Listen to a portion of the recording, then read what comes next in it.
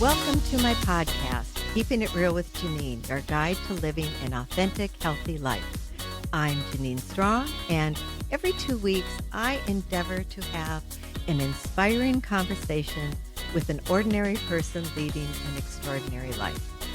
My conversation today is with Jude Morrow, and I think we will all find Jude to be a true inspiration.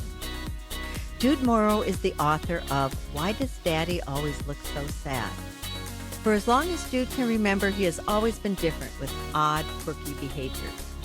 Jude is on the autism spectrum and has been diagnosed with Aspergers. The difference now? Jude can embrace and love his differences, and he wants everyone like him to be able to do the same.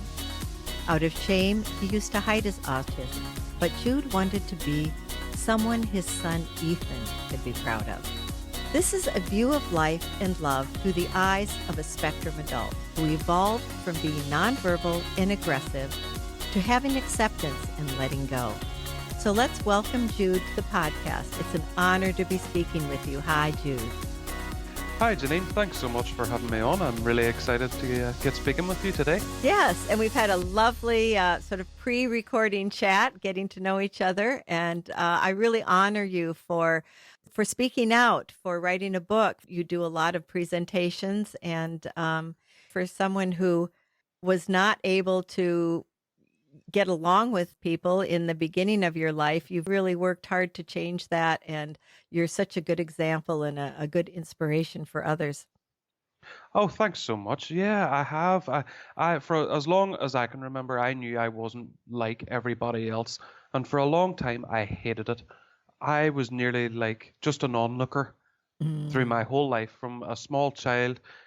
My one of my earliest schooling memories is whenever I was in the school playground and everybody was doing different things, and I do outline this in great detail in the book, is that some children were kicking a ball around, some were playing different games, and it was just so chaotic. And I remember so vividly standing in the playground and holding my teacher's hand, and because I just didn't know what to do in that particular situation.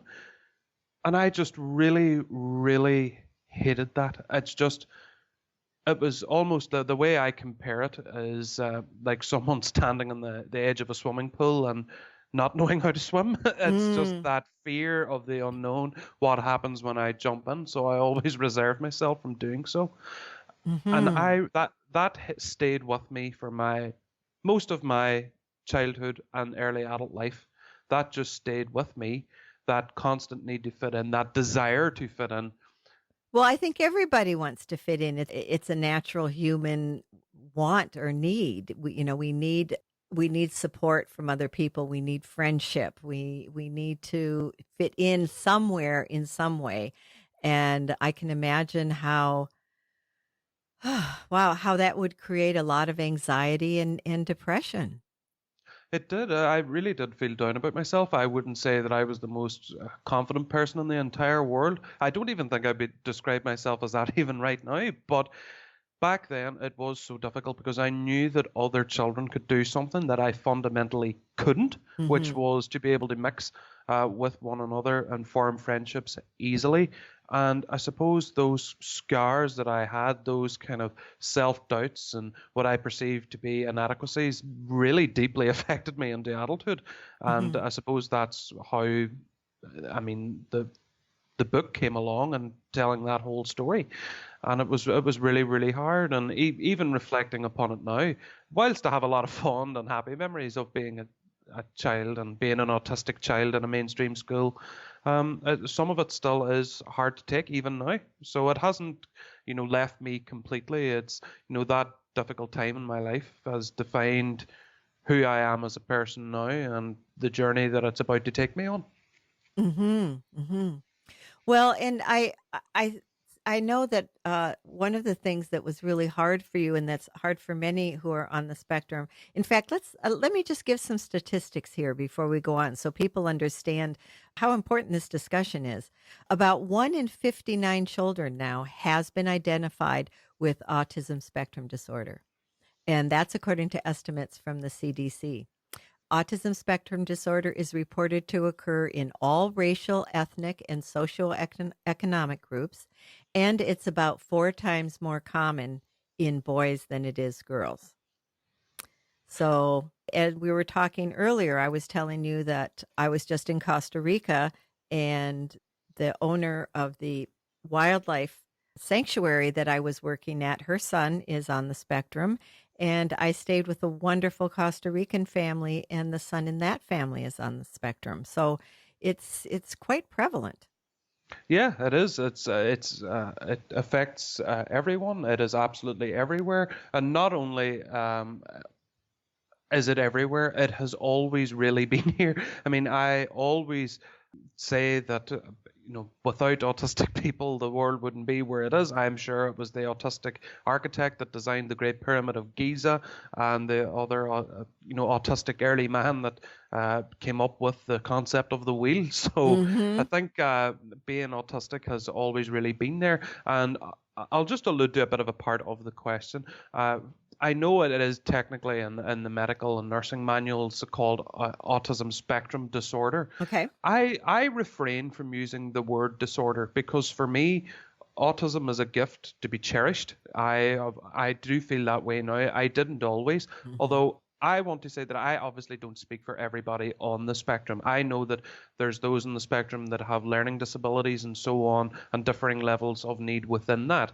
And with the autistic spectrum as a whole, I mean, it's not a sliding scale as one would imagine, where, for example, with Asperger's syndrome would be identified as what one would call a high functioning autism. Mm-hmm. Mm-hmm. And there would be people, those with learning disabilities, that would be a much, much lower functioning autism. It's not like a sliding scale and I am lower than someone else on it. The spectrum, suppose, personifies the diversity of the people that lie within it. Like, I have different interests to others, I have different ways of communicating than others, and I suppose that's one message that I want to take, throughout the whole world, is that with autism in its own right, for me, is just a different neurotype as opposed to a disorder of what one would view as a inverted commas normal Mm-hmm. neurotype or brain functioning. Mm-hmm. So I think that's a perspective that I really want to share, and it's certainly one that a lot of people out there, I believe, agree with. Mm-hmm. Mm-hmm. Well, I would agree.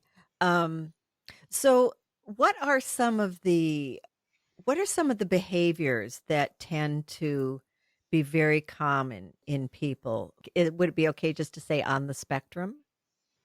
Well, I personally don't mind that terminology. I mean, with neurodiversity advocates and neurodiversity supporters, I would describe myself as an autistic person. I would do that now. I mean, since White as Daddy Always Looks So Sad came out, I have become a bit more educated within the autism and autistic community, Mm-hmm. and that is the term that I would use to describe myself. I am an autistic person, and autistic people, autistic children, autistic adults, and so on. Okay. Well, I know that a lot of people, you would say, about traits and behaviors, and immediately whenever people think of autism, in my view, because I mean I have done my own speaking tour here, hopefully more in the US and all over the world in months and years to come. Mm-hmm. Whenever I ask people what is being autistic, a lot of people will say things like it's a lack of eye contact, it's a lack of social interaction. There's a lot of negative connotations on autistic life, Mm-hmm. whereas my mindset had to change, which is again outlined in the book, that autistic people tend to have passions and focus and special interests that can be used to change the world, Mm-hmm. like many autistic people beforehand. As I said, the perhaps autistic architect who designed the Great Pyramid of Giza. There's talk of Stanley Kubrick having been autistic, who has perfected the medium of modern cinema, Mm-hmm. and even with Michelangelo and Mozart in the fields of art and music. So I think that's what being autistic is that having that logical way that the brain works to make the world better. Yes, there may be some people that do have social and communication difficulties. I had those, Mm-hmm. but I suppose those things are only difficulties that are relative to other children. If we take that statistic that you used, 1 in 59, I mean, that one child to me can't be classed as different to the other 58. I mean, should that child fit in with the other 58, or should that child be celebrated as being special and perfect in their own unique way? And I think that's a lot of comparisons are made, and that's just the way we are as a species, Mm-hmm. unfortunately. It's Mm-hmm. everything's comparable, whether it's wealth, Mm-hmm. whether it's height or weight or social media followers or anything it may be. So that's one thing that always kind of gets to me, is that Mm-hmm. should this one child be brought in with the other 59, or should that child be revered as special and gifted compared to the other 58? Mm-hmm. I mean, it just is a perspective that I will spend the rest of my life trying to promote. Well, I mean, from my understanding, most people with autism are of higher than normal intelligence. Yes, that link has been proven over the decades, even from the 1940s, whenever the autistic or Asperger syndrome um, terms became more widely known. Mm-hmm. One misconception, and I always like to say it with American interviewers, is that I feel, from my experience, I feel that in the general North American society, people would use the term autism or autistic for things like learning disability as well. Oh. Um, that seems to be what I have found, because Hmm. whenever I say things like I believe that being autistic is a gift, I believe that forcing autistic children to have friends is a lot more detrimental than their own comfort zone, Mm-hmm. that should be respected. Mm-hmm. And a lot of people will say to me, I do questions and answer sessions after every live show, and I try and speak to everyone I can. And it always comes up that, my child has intellectual disabilities and seizures and so on, but they attribute that specifically to the autism, whereas being autistic and having intellectual disabilities can um, work, can run concurrently without being kind of intimately connected, so to speak. Mm-hmm. Mm-hmm. Well, I mean, if I look at it this way, things like having, like, not being able to look someone in the eye, that can be learned. That's been my experience. I've seen that evolve in children, where they are very socially uncomfortable, and they can learn to be more comfortable. They can learn to interact. It might not be like, flexible and spur of the moment, but there's a learning that can happen in how to interact with people and how to have a nice exchange, a nice social exchange. Whereas being highly intellectual and bright or even brilliant, that's something you either have or you don't have. So, the other things can be worked with, like you've talked about in your book. You're like an exponentially different person with all of the work and the therapy that you've done. Yeah, absolutely. And I went through psychotherapy and CBT because a lot of the issues and self-doubts that I had as a child deeply affected me into adulthood. And if you don't mind, for this conversation, is I know obviously I respect your position as the interviewer, No, but I no. do want to have a bit of a question of my own. Is that you had spoken a bit about the eye contact can be learned. I Mhm. mean, from an autistic point of view, and what autistic people try to advocate and promote throughout the world is, why should it be? If an autistic person is not comfortable looking someone in the eye, realistically, trying to make them look someone in the eye, or trying to teach someone eye contact when it's so uncomfortable for them, is more detrimental, I Mm. believe, Mhm. than Mhm. anything else. Because what happens is that there is, again, back to the 1 in 59, was it, statistic, Yes. Mhm. is that if the other 58 are comfortable making eye contact with people, why should the one be made to make eye contact to correlate with the other 58 people? Mhm. Because really, that isn't necessarily fair, I believe, and a lot of people will think the same. Mhm. A lot in the same way that for everyone else, I am okay with eye contact personally. I always have been. Mm-hmm. But I know that there are some people out there who perhaps aren't so good at eye contact. And it's not something that I believe people should insist upon or Mm-hmm. that people think is rude. Oh, this person is not looking me in the eye. That's incredibly rude. And that's something, again, that I want to change. That is someone's method of communication. Funny you say that. I did do an interview with an absolutely amazing autistic journalist who Mm-hmm. has been all over the world. He was in Iran, Afghanistan, the South Pacific Islands, and not once during that interview did he look me in the eye. Mm-hmm. And that was okay. There was a kind of like this mutual understanding between us Mm-hmm. that and he was very comfortable that I didn't insist Mm-hmm. that he looked me in the eye. He spent the entire time, even when he asked questions, lifted his head up from the notepad, he stared at the floor, and that was absolutely fine. Mm-hmm. And because I get him and he got me, we didn't push that. But again, the issue is the other 58 people who Mm-hmm. would insist, why are you not looking me in the eye? Why, and yes, I can see why that would be perceived as cold or rude.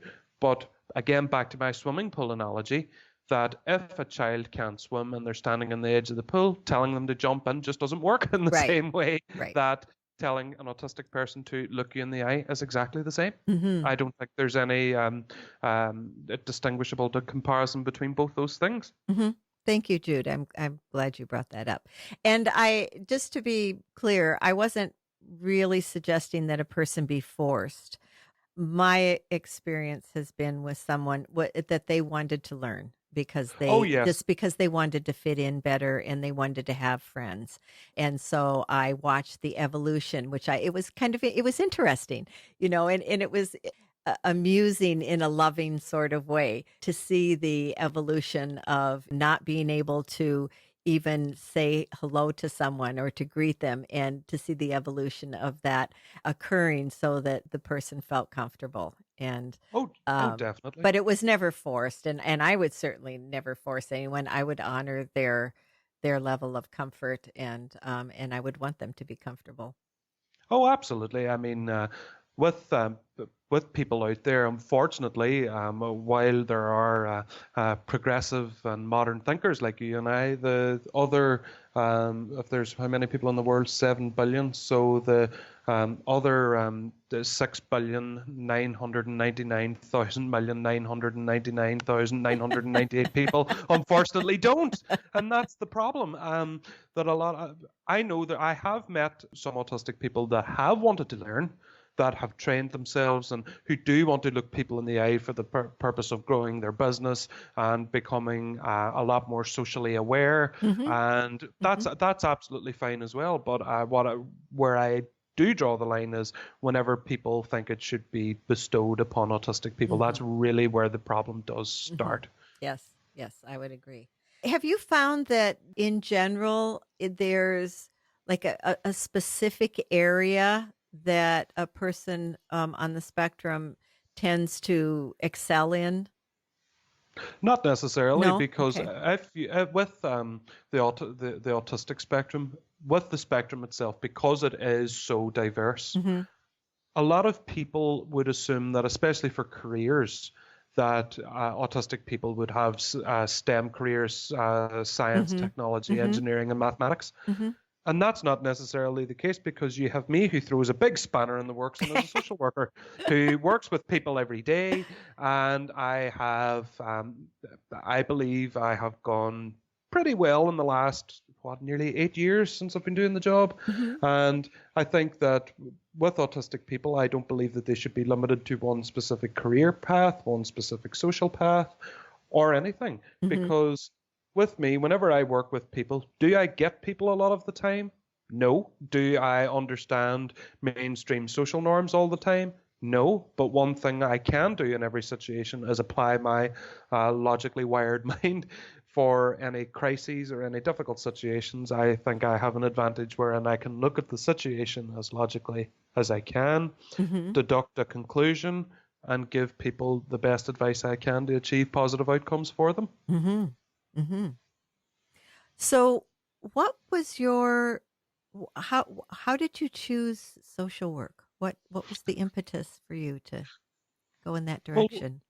well, what happened? I was in the same position that many, many autistic teenagers are in the world, and that I didn't have very many friends. I maybe had a select two or three at most. I Mm-hmm. didn't have like a large social group or many social outlets. And at that time, whenever I was a teenager, my parents didn't actually tell me that I was autistic Mm-hmm. because they didn't want the label put on me, and they treated me like they would if I wasn't autistic.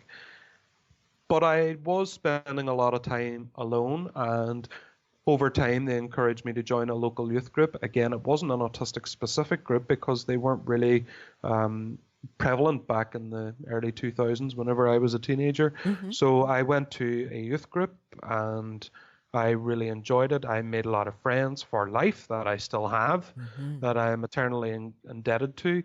And I became a youth leader within that group. And I suppose it was only natural that I pursued a career in social work then when I went to university. Mm-hmm.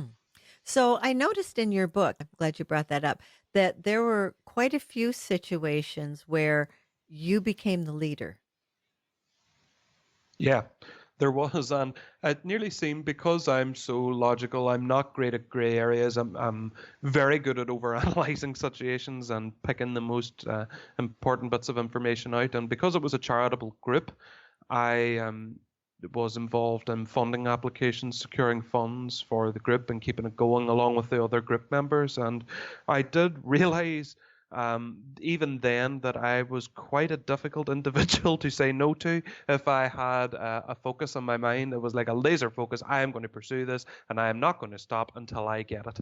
Mm-hmm. And that's what happened. And I suppose within that, that is where my book has got to, because when I brought Why Does Daddy Always Look So Sad out, whenever I finished writing it, I nobody wanted it. No publisher or literary agent would take me on. Oh And my. I decided to self-publish the book then, and a happy byproduct of that is that a lot of people resonated with it, and I just kept going. I just believed in it so much, and that I could kind of take it to the highest heights that I possibly could do. Mm-hmm. And I suppose whenever I was younger, when it, as far back as I can go, any outcome that I wanted for myself or others, or any targets that I set, I just had this almost obsessional desire to achieve them. Mm-hmm. Well, I think that it's my understanding that that's kind of one of the traits is that laser focus when there's something that you're really interested in.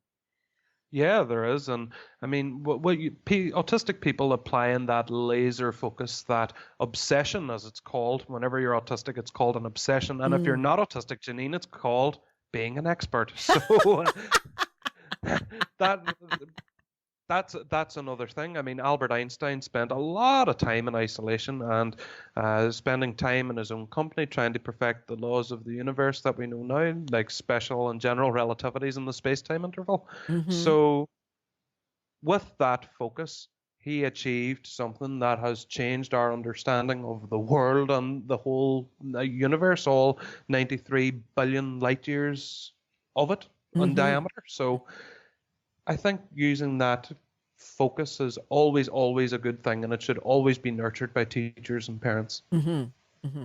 Yes, I would agree because if you can, well, just for anyone, if you can figure out what you're good at and what you enjoy doing, you'll be much happier in life.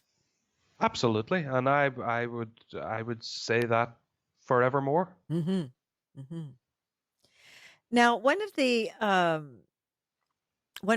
ways of being, I guess you could say, that I've noticed is with people on the spectrum is the tendency to be very literal and concrete. Can you talk about that a little bit? Yes, I am very literal. I am very concrete. Whilst I am quite funny sometimes in my own right, I have a sense of humor. There you go. You laughed. Autistic people can make non-autistic people laugh. There we go. That is a misconception smashed, and hopefully it goes viral all over the internet. But there are some things that I do take literally. Sarcasm can be difficult. I can be sarcastic outwardly, but when I am in receipt of it, sometimes I can miss it. Mm-hmm. Um, Yes, that's been my experience too. Is yeah, so sarcasm doesn't go over very well. No, I mean, I did hear somewhere that sarcasm is anger's ugly cousin, and that's the way I view it. So Uh-huh. I refuse to recognize it, maybe automatically in my brain. So sometimes if people are joking with me, sometimes I'll not get it, or well, some people have to intervene. If um, if somebody says, ah, you know, the people say, ah, get out of town, ah, get out of here. There have Mm. been times where I have got up and left. So, and sometimes I still do that. So Oh, sorry, but sometimes that's people have very to say, funny. yeah, Jude, you've just taken that literally. And I'm like, oh God, okay, I'm sorry. So, has any research been done on that? I've always found it very curious why that is a common trait. It's just in the way that my brain is wired. It's just the way we are as autistic people. Hmm. Mm-hmm. It just seems to be the way they are.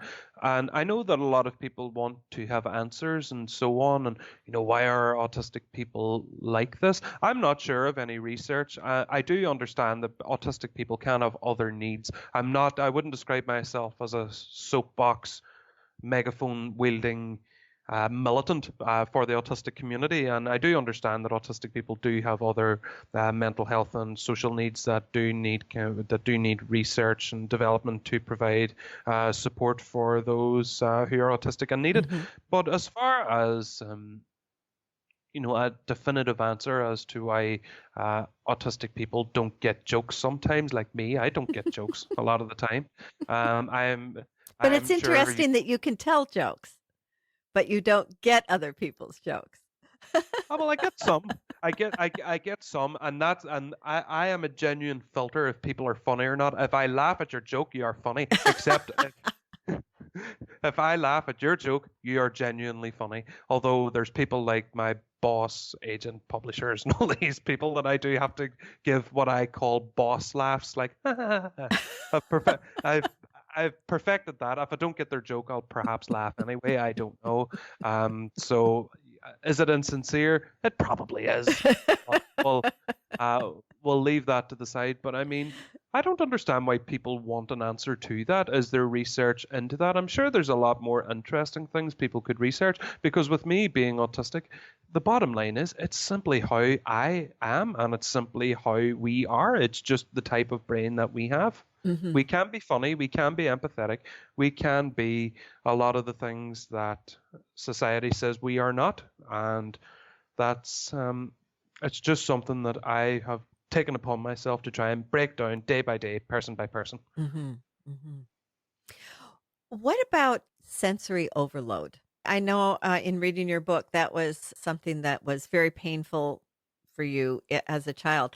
Did you outgrow that? Have you outgrown that, or have you learned to deal with it differently? Or maybe you want to talk a little bit about that because it seems to be a common trait. Option B, I have learned to live with it much, much better. From the bottom line, pretty much being that the world does not stop for me. I have to learn to function and live and parent within this crazy, loud, smelly, annoying world. I have to learn to live within it. There's some things that I struggle with. For example, it is quite clearly outlined in the book. There's some kind of chaotic children's areas that I do struggle with, but I am okay at a concert because everybody's facing the same way, doing the same thing, and the noise is organized because it's music. Whereas in some situations are a bit more chaotic, like festivals and fairs and so on, that I do struggle with a little bit. Hmm. I learn to live with it. And I don't, a lot of the time, I don't feel that it's necessarily the noise itself. I don't think that it's the loud music, it's the screeching of children's shoes on lacquered floors, that it's Mm. chalk running across a chalkboard. I think it's that inadequacy that a lot of autistic people feel, like I felt. Why do I feel uncomfortable? And that's a very hard emotion to regulate. Why do I feel uncomfortable? Like, even if someone turns the volume down, Hmm. it's the fact that I felt uncomfortable at that noise and other people did not. Do you Mm-hmm. see what I mean? Yes, yes, I do. So I suppose it's recognizing that that discomfort is there, that the world does not stop for me, and that other people do depend on me to function and to survive. For the likes of Ethan, he's only 6. Mm. So I needed to kind of learn to live with things a little bit easier. It's an ongoing process, though. I'm not healed or cured, nor would I ever want to be, good grief.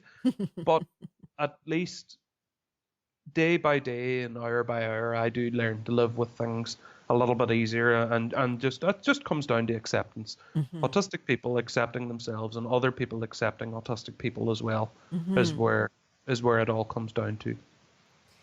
Are there any other senses that you find or seem to be a little more heightened? I was wondering, actually about smell than other people. Well, as far as senses, I'll tell you a funny story. Okay. I was in Portugal with a group of friends about 4 years ago, Hmm. maybe 5 years ago, and there was like a drink that involved eating a full chili, like Ooh. a and one thing that I got, and I really love hot food. I think my senses are dulled in the taste department. So what I got, it was a Trinidad scorpion chili, which is the same chili that is used in police pepper spray. And of Oh. course, me and my bravado, I ate the whole thing, and I think my taste buds have been permanently damaged. So as far as that sense, I killed that myself. But I think even in modern medicine, I know a lot of people associate with the six senses, Hmm. but I think we actually have between 9 and 20, which includes things like direction, acceleration, and pain. I Hmm. think I have quite a low pain threshold. Okay. I have a good sense of direction Hmm. sometimes. I can navigate quite well. Don't ask me to read a map, Hmm. but I always seem to have a good sense of where I am and where exits are if I need to flee immediately Ah, and interesting. save the Okay. world. Like, yeah, if I need to Hmm. go into a phone box, change into Superman, and go and save the world. So Hmm. um, I think those senses can be quite heightened as well. Hmm. Well, you're doing better than me because I do not have a good sense of direction. My friends know that if they ask me a direction and I tell them, like if I tell them to go to the right, they know they should go to the left. Okay, so if you're ever giving me directions, hold on, do I write this down? If Janine gives directions, go the opposite way. Because I take things literally. I would go left. Well, I would I, go the way you tell me to go. yeah, yeah. I mean, I lived in New York City for a while. My first husband and I lived in New York City, and I can remember because they're really tall buildings, so you can't, it's kind of not claustrophobic, but you can't really see out anywhere. So I like if I went into say a department store or something, and I come out, I would just go in the direction that it felt like the right way to go, and then I'd turn and go the other way, and it worked out every time. Oh, it's funny with New York. I have been to New York and I felt really comfortable in New York. I was always very anxious to go to New York because Interesting. I thought it would be loud, there'd be steam coming up from vents in the ground, it would be Hmm. black and white, and it would just be a really kind of scary place. But because it's so vast, Hmm. I think I managed quite well in it and was able to navigate around quite well. So Interesting. it just goes to show some things I would have preconceptions about certain things, especially big cities. Uh-huh. And sometimes when I get there, New York to me wasn't as daunting as I thought it would be, which is interesting. It's something that's always stuck with me. I have avoided New York like the plague for a long time. Whenever I was actually over there, I did have to go. I had to go to New York. It was unavoidable. I had to go, so I had to put my happy face on, Uh-huh. and I managed very well. Yeah. Interesting. Interesting.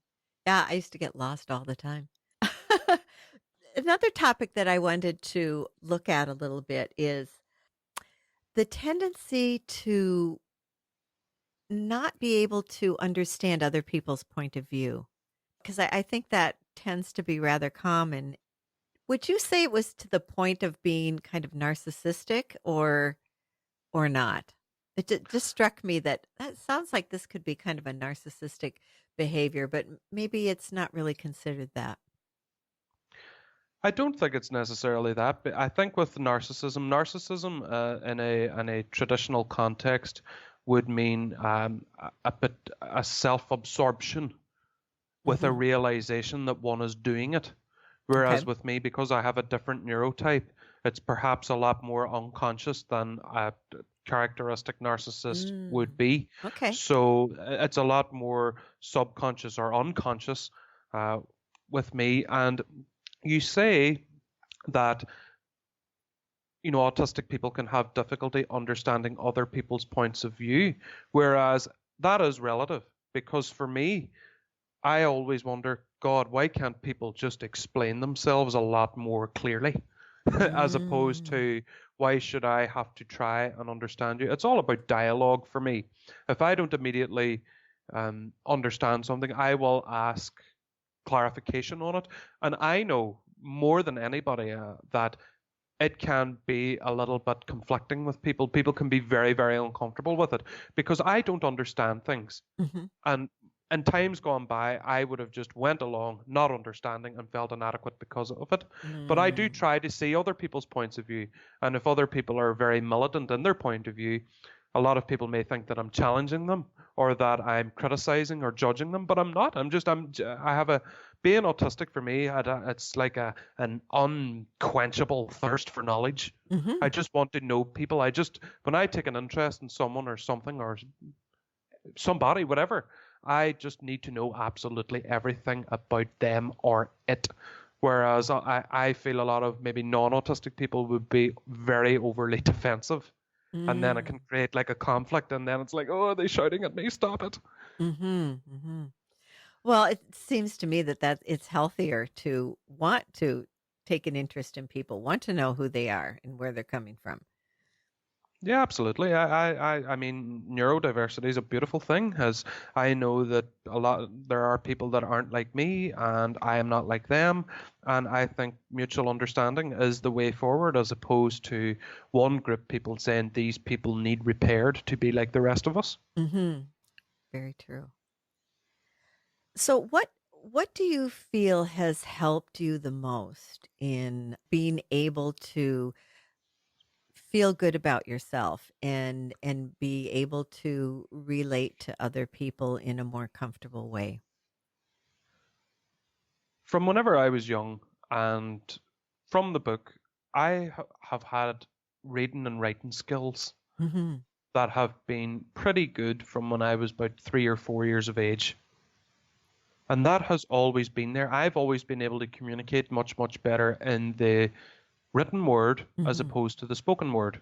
Okay. So that's why it just goes to show, although the book, I wrote the book, but a lot of the book has me writing right the way through it.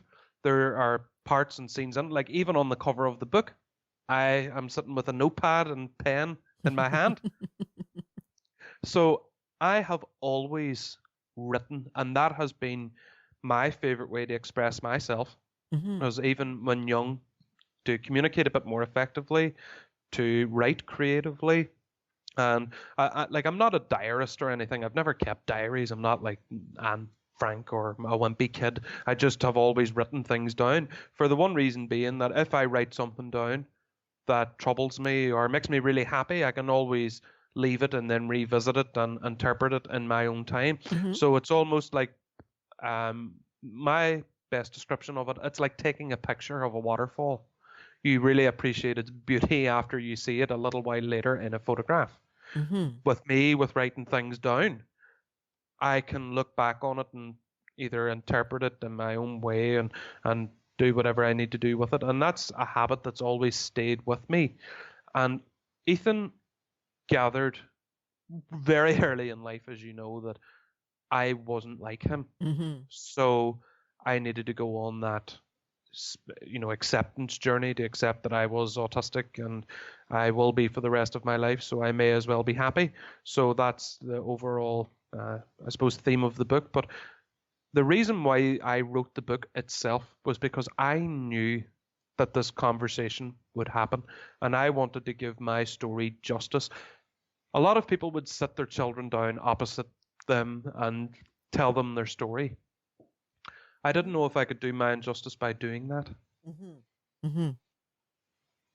And that's how the book was born, and that's the book we Mm-hmm. have now. Mm-hmm. Perhaps you would like to talk a little bit about CBT because you mentioned that, and I know about it just from my medical background, and I know people who have done and are doing CBT therapy. But in my experience, most people have never heard of it.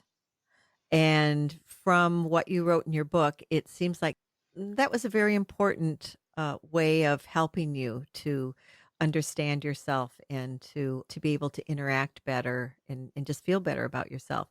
What does CBT stand for? And maybe you could talk a little bit about it so that if anyone was interested, they might want to look into it. CBT is cognitive behavioral therapy. Hmm. I had a lot of negative experiences whenever I was growing up. Whenever I was a child, the child teachers rolled their eyes at, the child that other children picked on. And it was very hard for me to get over those things overnight. Even as a young man, those experiences and sensations very much stayed with me. Hmm. And although in my early adulthood I knew I was autistic, although whenever I thought about being autistic as a young man in my early 20s, I thought that that was a phase that I basically went through when I was young. I had no understanding or concept that I would be autistic for my entire life. And CBT would help individuals reframe their thinking and experiences to try and rid oneself of a negative bias. I had so many overwhelming feelings of self inadequacy because I was so different to everyone else. Hmm. Whereas I had a wonderful childhood, a wonderful early adulthood, I have a wonderful career, I have a wonderful house, but none of that mattered. Mm-hmm. And I suppose with cognitive behavioral therapy, it is a standpoint to give people a more positive outlook on life. Mm-hmm. Mm-hmm. And it certainly helped me. Oh, I'm glad you found it. Yeah, it does seem to be. I know it doesn't work for everyone, but for a lot of people, even without being on the spectrum, CBT can be very helpful in helping to heal early traumas. Oh, absolutely, it has. I mean, cognitive behavioral therapy has been peer reviewed for decades and has been helpful across a wide range of circumstances, from PTSD, psychotic depression, even those with other mental ill health, and even autistic people like me. Hmm. Hmm. Jude, I found really interesting in your book was, and I will call it an obsession, that the obsession of running, that you became so obsessed with running. What was that about? Well, I had looked, whenever I started running, I wanted to have a hobby or an outlet to expend my energy and try and regulate my thoughts that a Ah. lot of people use with exercise Mhm. or yoga or Mhm. meditation or flower arranging or coin or stamp collecting or whatever it may be. But for me, I couldn't keep it as a healthy hobby. It eventually started to consume me somewhat, and it took over me. And whenever I take on a hobby, I always want to be the best at it, and I want to know everything about it. Mm. And I set myself lofty goals. It's the way I've always been. And more recently, a colleague of mine runs a Subbuteo club, and what Subbuteo is, it's like a tabletop football soccer game. Oh, okay. And I had never played it before last year, and now I am trying to climb up the world Subbuteo rankings in it. So that'll never leave. It's just whenever I take an interest in something, it's along the same theme of wanting to perfect myself at it. Mhm. Okay, so you don't do anything halfway.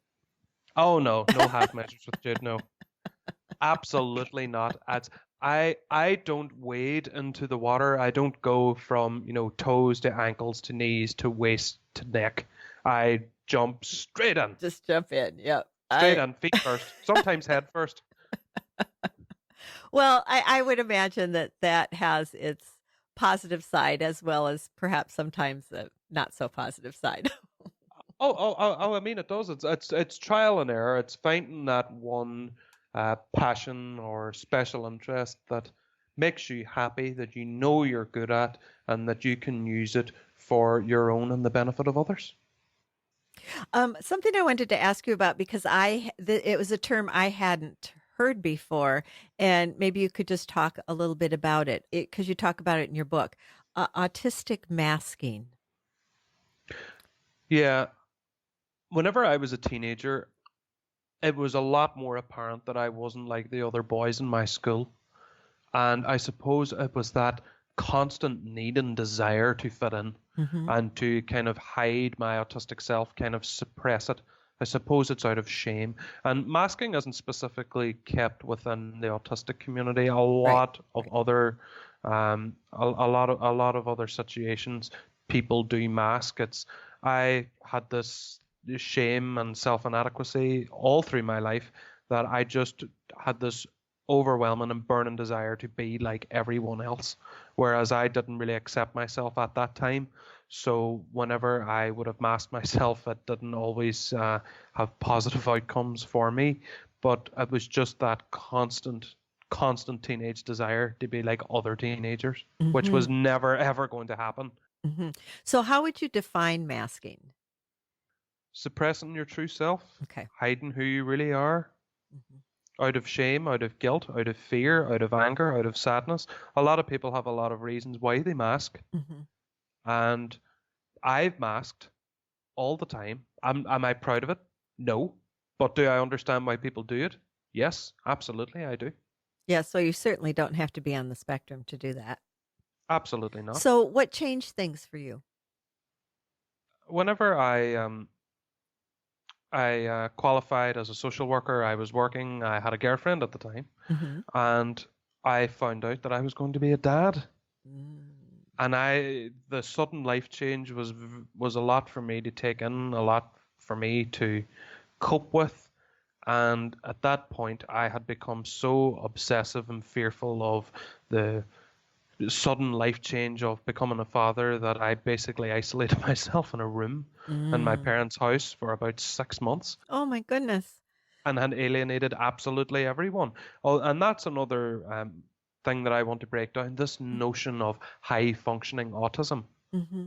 Because, yes, I could communicate reasonably well. I had a professional degree, I had a car, and I just didn't function very highly at that time. And I suppose then it was my kind of behaviors or traits or whatever people call it. A lot of the time, I'm terrified when I'm being interviewed because some people say, "Oh, I didn't like that word you said. I didn't like that word you say." So it's this constant need to be careful that Mm. is very difficult. So Mm-hmm. whenever Ethan was born on the 23rd of July 2013, my life, like any new parent's Mm. life, just changed forever. Mm-hmm. And it was a big conflict for me of absolute joy, love, and wonder, and kind of being overwhelmed, sadness, and that fear of the unknown.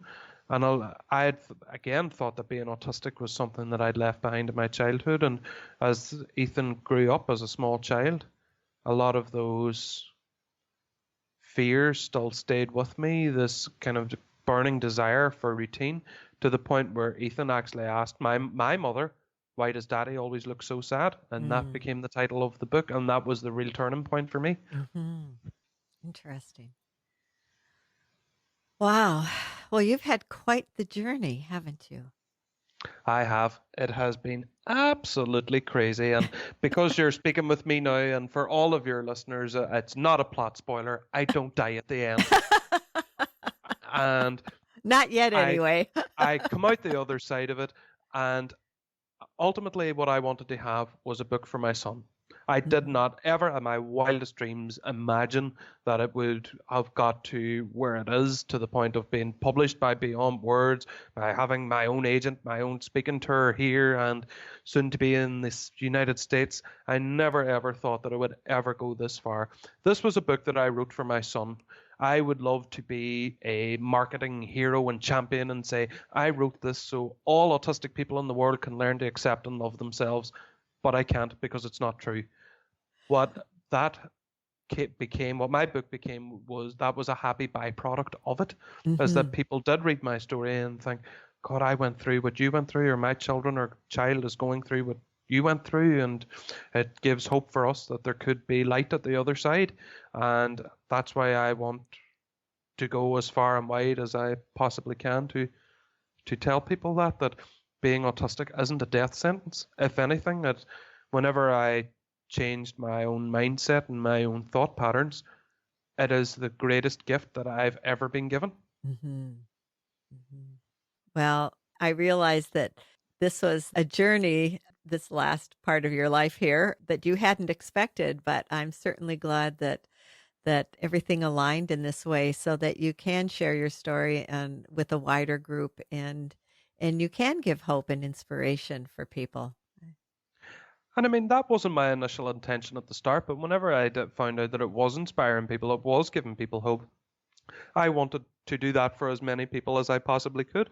Mm-hmm. And it's funny, the book as a piece of text has a real resilient story of my own, and I'm actually sitting holding it right now. That's one of the original Amazon books. Whenever no literary agent would take me on at the time, Uh-huh. I just put the book out myself, and all of a sudden I found it climbing the Amazon charts. And within a couple of months, I then secured myself a literary agent who is the best in the entire world, and then Beyond Words Publishing are publishing the book now and are agree with my ethos, with my message, and are helping me to spread it all over the world. And it just seems that my life was getting over one obstacle and then another being presented in my way. And without going too much into it, I'm 2 weeks out from the release date, and we have the events that are going on in the world right now. And I just hope that that's another thing that this wonderful text that I'm very proud of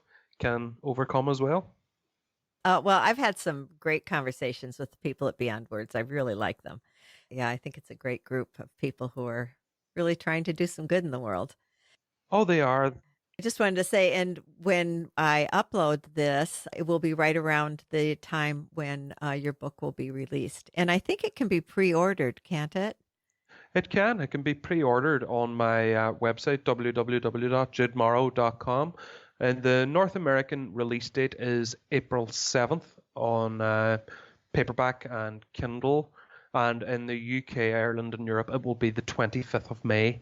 So the pre-orders is live now. I suppose whenever we go to air, if you're hearing this after the 7th of April, it is available now on www.judemorrow.com. We are live. Everything is going ahead, which I'm delighted with. I didn't know if it would, given the global situation, but yeah, we have come out the other side of it, and the Audible book, the audio book, is available now on Audible. Oh, great. Great. I love Audible because I knit and crochet a lot, and you can't read and knit and crochet at the same time, so I listen to books. No, the book is there. The book is on Audible as well. That was pre-recorded, and Are you the reader for the I book? am not. Oh, I okay. am not. The reader of the book is Canadian Adrian Newcastle, who is one of life's good people, Great. who has been in my corner from when the audiobook came out. He has been instrumental in everything.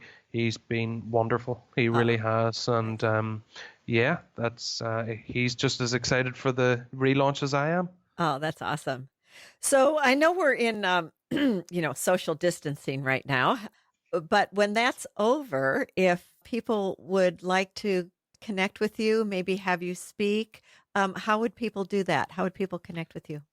Oh, absolutely. For all speaking engagements, they all go through my website under the speaking tab, just Okay. completing the form. I have had a speaking tour of my own here, which has been fantastic, and it's raised thousands and thousands of pounds and euros for autistic causes and support groups and so on, which has worked out really, really well. I did have an American leg of the tour, which unfortunately has been cancelled, Mm, sorry, not cancelled, postponed, should I postponed. say, Hmm. until later in the year or perhaps maybe even early next. But reach out to me. I am loving conversations with people at the moment. So there is that speaking tab on my website, www.judemorrow.com. I have my own author page on Facebook at Jude Morrow Author. I'm on Twitter at Jude Morrow 10. On Insta, I'm at Jude Morrow. There we go. I said it all in one breath. Wow, good for you. So get in touch with me. Yeah, get in Great. touch with me. Absolutely. I love speaking with readers and hearing other people's stories as well as sharing my own. Okay, great. That's good to know that people can personally contact you if they feel like you can maybe help them to move forward. What by the way, before we end, I wanted to ask you, as a social worker, what area are you specializing in? Care of the elderly, Ah, dementia care. okay. Mhm. Um, that's what I've been doing now the last few years. I've done a couple of different fields. I've done hospital social work. I've worked with learning disabilities in another job that was perhaps outside of social work, Mhm. and now I'm back doing community-based primary care for older people, which Mhm. I really enjoy. Oh, good. Good. Yeah, that's an important field It these is. I'm days. out on the front line in these difficult times, trying to help and comfort as many vulnerable people as I can in this very difficult climate that we're in now. I know it's hard right now for a lot of people. I know people who have parent in a nursing homes and they can't go visit now. Yeah, I And know. It's very unfortunate. that's pretty tough. I think a lot of people are using FaceTime and things like that so that at least they can keep a connection, and their loved one who's in a nursing home or some kind of a care facility at least doesn't feel like they've been abandoned. Yeah, I know. I know. It's great that technology is helping us get through this. Well, awesome. It's really been wonderful talking to you. Is there anything that we haven't covered that you'd like to, or a message that you'd like to leave people with before we end? I think we have covered absolutely everything. I do want to say this one last, my closing remark Okay. that I try to give to as many people as possible.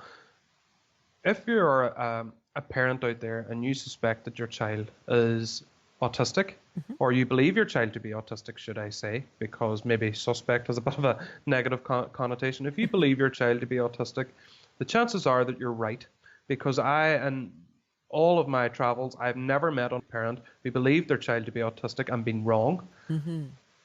If you Mhm. want help and support, a diagnosis isn't always your primary gateway to help and support. Reach out to charitable groups, reach out to online social groups to get support for you and your child, because I've never encountered an autistic charitable or voluntary group that has turned people away without a diagnosis or that don't have a diagnosis. Mhm. I've never come across that. So I'd urge and implore every parent or caregiver, whoever it may be, to reach out to these groups as much as you possibly can, explain your situation, because it will help you to meet other parents in the same position as you, and it'll help your autistic child meet other autistic children like Mm. them. Something Mhm. I would have loved whenever I was growing up. Unfortunately, didn't have, had to make a ton of mistakes, which I have outlined in my book. Mhm. Yes, I can imagine that it would have been really wonderful to have a friend who was similar to you and who could relate to the difficulties you were having and that you could support each other. Yeah, absolutely. I sometimes wonder if my life would have been different. Would I have accepted myself a lot earlier in life? Maybe Mm. I would have. It's just too difficult to say. Mhm. Hypotheticals don't work well with me either. So, yeah, it's something I do think about quite often. Mhm. I think it is a good point for someone that does have a child who they feel is on the spectrum. It is fairly common these days. It shouldn't be hard to find another child that maybe your child could develop a friendship with. Absolutely, I agree with that totally. I Mhm. agree totally. Mhm. Well, thank you so much, Jude. Good luck with your new book coming out. I just honor your journey and who you are and all that you're doing to be an inspiration. Thank you. Oh, and thank you so much for having me on. I've loved every second of it. Thank you. Thank you. It was fun. Okay, well, let's stay in touch and take care and be well. Certainly. Thank you. Bye. Bye. Thank you, everyone, for being here with me. And thank you, Jude Morrow, for being so authentic and honest in your journey. I honor you. The podcast website is realjanine.com, where you can listen to or download episodes. Click on links to my guest information and sign up for the podcast bi-weekly blog newsletter. That way you can keep up on new and archived episodes, interesting topics, and healthy recipes. And remember, Janine is Janean. To subscribe to Keeping It Real with Janine, go to iTunes or your favorite podcast provider. And if you prefer YouTube, I do have a YouTube channel with video slideshows of my conversations. Do you know someone who would enjoy my conversation with Jude Morrow? I'm sure you do. Please share the love. It really helps. Thanks for listening. Take care and be well.